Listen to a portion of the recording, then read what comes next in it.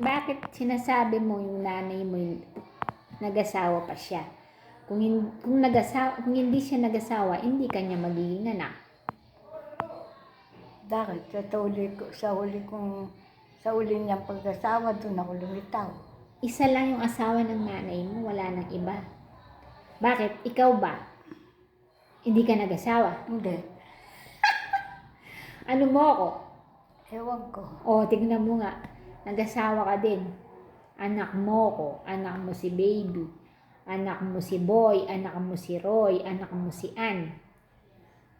Sinong asawa ko? Si Bonifacio Pangan. Yun ang tatay nila.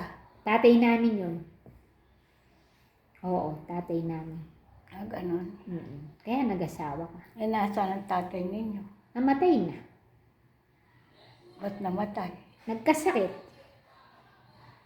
Ganon ba? Mm. Hindi ko alam eh.